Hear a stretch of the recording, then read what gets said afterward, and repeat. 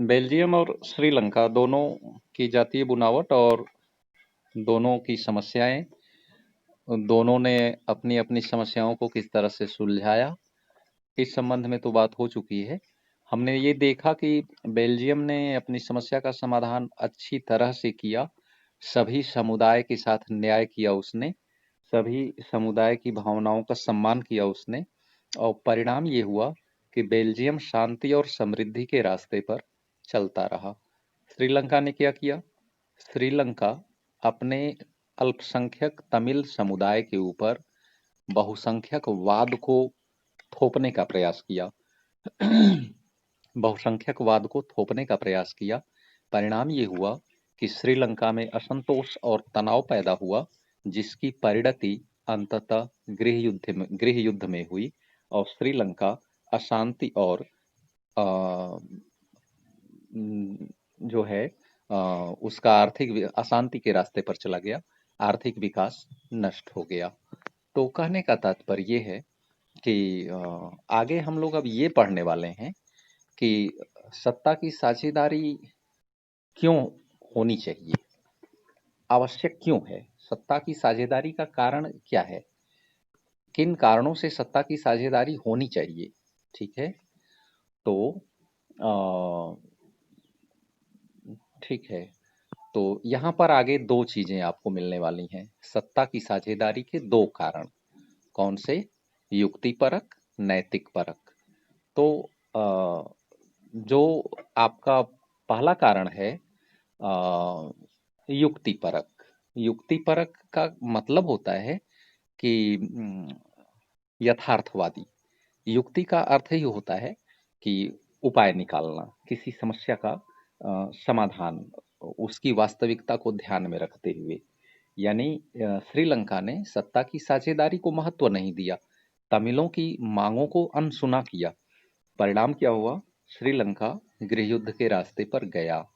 तो जो युक्ति परक कारण है उसका अर्थ ये है कि यदि हम सत्ता की साझेदारी नहीं करते हैं तो देश का आर्थिक विकास नहीं हो पाएगा, देश सामाजिक विखंडन का शिकार हो जाएगा, सामाजिक तनाव का शिकार हो जाएगा और गृह युद्ध का शिकार होगा और फिर अंततः राजनैतिक विखंडन का भी शिकार हो जाएगा। तो इस प्रकार से हम देखते हैं कि सत्ता के बंटवारे के लिए दो तरह के तर्क हैं। तो पहला हमने जो बताया है वो युक्ति परक है। इसमें जो है अगर हम सत्ता की साझेदारी करते हैं तो राजनैतिक स्थिरता बनी रहती है, राजनैतिक स्थिरता अगर है तो विकास भी होगा। तो बहुसंख्यक समुदाय की इच्छा को बाकी सभी पर थोपना गलत होगा, आगे चलकर यह देश की अखंडता के लिए खतरनाक हो जाएगा। तो ये जो बातें हैं, ये इन तर्कों को हम युक्ति परक तर्क कहते हैं, युक्ति परक कारण कहते हैं। और सत्ता का बंटवारा लोकतांत्रिक व्यवस्थाओं के लिए ठीक है, इसके पक्ष में एक और बात कही जा सकती है, वह बात ज्यादा गहरी है, यानी वो अब आदर्शवादी तर्क की ओर हम लोग बढ़ रहे हैं। जो सेकंड कारण है नैतिक परक, यानी नैतिक परक का मतलब है कि वो मूल्यों से जुड़ा हुआ है, लोकतांत्रिक मूल्यों से जुड़ा हुआ है। लोकतंत्र का मतलब ही है लोक का शासन।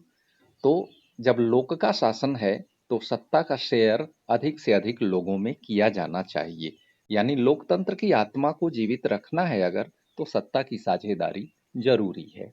तो सत्ता की साझेदारी ये सेकंड कारण है आपका, नैतिक परक कारण इसको कहते हैं। ठीक है, इसमें जो है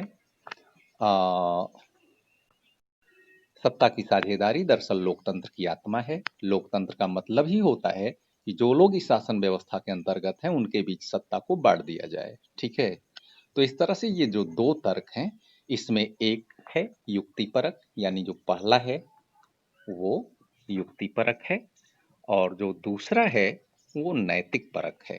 ठीक है, तो ये सत्ता की साझेदारी के दो कारण, दो तर्क, युक्ति परक और नैतिक परक। अब हम लोग आगे बढ़ेंगे और एक और क्वेश्चन लेंगे कि सत्ता की साझेदारी कितने प्रकार से की जा सकती है। सत्ता की साझेदारी करने का क्या क्या तरीका हो सकता है, कितना प्रकार हो सकता है। ठीक है, तो आइए अ, उस पर हम लोग पहुंच रहे हैं। सत्ता की साझेदारी का दरअसल चार प्रकार है। चार प्रकार में पहला है सत्ता की साझेदारी का क्षैतिज वितरण, सत्ता का क्षैतिज वितरण। और दूसरा है सत्ता का ऊर्ध्वाधर वितरण। और तीसरा है अ, राजनैतिक दलों के बीच सत्ता की साझेदारी। और चौथा है सामाजिक समुदायों के बीच सत्ता की साझेदारी। सामाजिक समुदायों को सत्ता में भागीदार बनाना। ये चार प्रकार से सत्ता को शेयर किया जाता है, सत्ता की भागीदारी की जाती है। तो अभी हम लोग राजनैतिक सत्ता, मैंने पहले बताया था आप लोगों को कि पहले क्या था, राजनैतिक सत्ता जब लोकतंत्र नहीं था, तो राजनैतिक सत्ता सेंट्रलाइज्ड हुआ करती थी, एक ही व्यक्ति के पास पूरी अथॉरिटी होती थी। मगर लोकतंत्र की ये अवधारणा है कि सत्ता डिसेंट्रलाइज्ड होनी चाहिए, विकेंद्रीकृत होनी चाहिए। तो इस तरह से जो है सत्ता की साझेदारी के ये जो चार प्रकार हमने बताए हैं, इन पर हम लोग बढ़ रहे हैं आगे। पॉइंट नंबर 1 हमने जो बताया है वो है सत्ता का क्षैतिज वितरण। सत्ता का क्षैतिज वितरण मतलब क्या होता है, हॉरिजॉन्टल। तो हॉरिजॉन्टल मतलब पैरेलल। पैरेलल का मतलब ये है जैसे कि सेंट्रल को आप ले लीजिए, दिल्ली गवर्नमेंट को, तो वहाँ पे कार्यपालिका, विधायिका, न्यायपालिका, ये तीनों पैरेलल हैं। कार्यपालिका अपने क्षेत्र में कार्य करती है कानून को लागू करने का, विधायिका अपना कार्य करती है कानून बनाने का, न्यायपालिका अपना काम करती है जुडिशियल रिव्यू का, न्याय देने का। तो इस तरह से पहला जो सत्ता का वितरण है वो है सत्ता का क्षैतिज वितरण। सत्ता का क्षैतिज वितरण, तो इसमें कार्यपालिका, विधायिका, न्यायपालिका के बीच सत्ता का बंटवारा किया जाता है। और इसकी एक और खासियत है, इस बंटवारे के बाद क्या स्थिति बनती है कि कोई भी एक अंग, कार्यपालिका, विधायिका या न्यायपालिका, असीमित सत्ता का उपयोग नहीं कर सकता। कार्यपालिका विधायिका को नियंत्रित करती है, न्यायपालिका विधायिका को नियंत्रित करती है, कार्यपालिका को नियंत्रित करती है। और मतलब तीनों ही संगठन एक दूसरे को नियंत्रित व संतुलित करते हैं। इसलिए सत्ता के क्षैतिज वितरण को एक और चीज, एक और नाम दिया जाता है, नियंत्रण और संतुलन की व्यवस्था। आपसे ये पूछा जा सकता है कि सत्ता के किस प्रकार को, सत्ता के वितरण के किस प्रकार को नियंत्रण व संतुलन की व्यवस्था भी कहते हैं और क्यों। तो इसको आप समझा सकते हैं कि इस व्यवस्था में तीनों ही अंग, कार्यपालिका, विधायिका और न्यायपालिका, एक दूसरे को नियंत्रित करते हैं। इसलिए इस व्यवस्था को, सत्ता के क्षैतिज वितरण वाली व्यवस्था को नियंत्रण व संतुलन की व्यवस्था भी कहते हैं।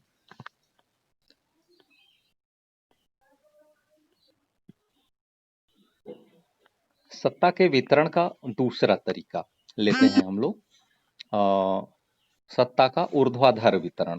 ऊर्ध्वाधर वितरण का मतलब क्या है, vertical distribution of power, vertical sharing of power. तो वर्टिकल शेयरिंग ऑफ पावर को हम कैसे समझें, ऊपर से नीचे की तरफ जब सत्ता का वितरण किया जाता है तो इसको हम कहते हैं सत्ता का ऊर्ध्वाधर वितरण। क्षैतिज वाले को तो हमने देख लिया कि वो पैरेलल था, कार्यपालिका, विधायिका, न्यायपालिका। मगर जब हम वर्टिकल कर रहे हैं तो ऊपर से नीचे की तरफ हमें आना है। जैसे आपने पढ़ा है संविधान में 3 सूची बनी हुई है, संघ सूची, राज्य सूची, समवर्ती सूची। और हमने जो है सत्ता को 3 लेवल में शेयर किया हुआ है। ठीक है, संघ अपनी शक्तियों का उपयोग करता है, राज्य अपनी शक्तियों का उपयोग करता है। अब हमने एक तीसरा लेवल भी बना रखा है, पंचायती राज का लेवल। पंचायती राज को भी अपने अधिकार दिए गए हैं, और पंचायती राज अपनी शक्तियों का उपयोग करता है। तो ये इस प्रकार का जो वितरण किया जाता है वो संघात्मक शासन व्यवस्था वाले देशों में ही किया जाता है। एकात्मक शासन व्यवस्था वाले देशों में आपको सत्ता का ऊर्ध्वाधर वितरण नहीं मिलेगा, इस बात को याद रखिएगा। हालांकि इस तरह की चीज आपके सिलेबस में है नहीं, मगर ये कॉमन सेंस की बात है कि सत्ता का ऊर्ध्वाधर वितरण संघात्मक व्यवस्था वाले देश में मिलेगा, एकात्मक व्यवस्था वाले देश में नहीं मिलेगा। वहां पर केवल सत्ता का क्षैतिज वितरण आपको मिलेगा। तो जब सरकार के बीच विभिन्न स्तरों पर सत्ता का बंटवारा हो और देश के लिए एक सामान्य सरकार हो और प्रांत और क्षेत्र के लिए अलग सरकार हो, तो इस तरह का जो बंटवारा होता है ये ऊर्ध्वाधर वितरण ये ऊर्ध्वाधर वितरण के नाम से जाना जाता है। तो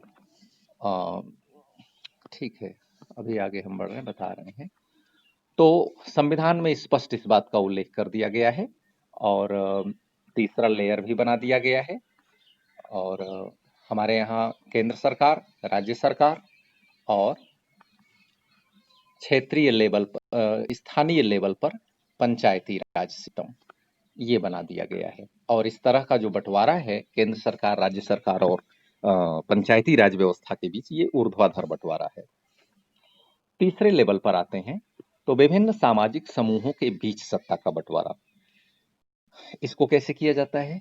विभिन्न सामाजिक समूह किस तरह से सत्ता में शेयरर होते हैं, किस तरह सत्ता में भागीदारी करते हैं। जैसे कि बेल्जियम ने तो अपने यहाँ बना दिया था, सामुदायिक सरकार की व्यवस्था कर दी थी। आपके यहाँ भी विभिन्न भाषाई धार्मिक समूह हैं, कुछ ऐसे समुदाय हैं जो वीकर सेक्शन में हैं, कमजोर हैं सामाजिक रूप से, उनके साथ काफी भेदभाव हुआ है। उनके लिए कॉन्स्टिट्यूशन की क्या व्यवस्था है, वो सत्ता में किस प्रकार से शेयर करेंगे, तो उनके लिए रिजर्वेशन की व्यवस्था की गई है। उनके लिए विधायिकाओं में रिजर्वेशन की व्यवस्था की गई है, सरकारी नौकरियों में रिजर्वेशन की व्यवस्था की गई है, ताकि उनका भी रिप्रेजेंटेशन हो सके, प्रतिनिधित्व हो सके, वो भी आ सकें। और अल्पसंख्यकों को, जैसे कि आपने पढ़ा है, 12 मेंबर तो वहां मनोनीत किए जाते हैं राज्यसभा में, और 2 मेंबर एंग्लो इंडियन समुदाय से लोकसभा में मनोनीत किए जाते हैं। और आरक्षित सीटें हैं करीब करीब, मैं समझता हूँ 100 के ऊपर हैं, SC ST मिला करके। तो 100 के ऊपर लोकसभा की सीट तो रिजर्व्ड है। तो जाहिर सी बात है ये हम उन समुदायों को सत्ता में भागीदारी देने के लिए किए हुए हैं जो लोग कि ऐसे खुले कंपटीशन में चुनाव लड़ करके वहां नहीं पहुंच सकते हैं, उनके लिए हमने रिजर्वेशन की व्यवस्था की हुई है। समझ रहे हैं बात? तो एक मिनट। तो ये व्यवस्था, जो तीसरा पॉइंट है सामाजिक समुदायों के लिए हमने व्यवस्था की हुई है। किस चीज की? आरक्षण के द्वारा सत्ता में भागीदारी की। ठीक है, आरक्षण के द्वारा सत्ता में भागीदारी की।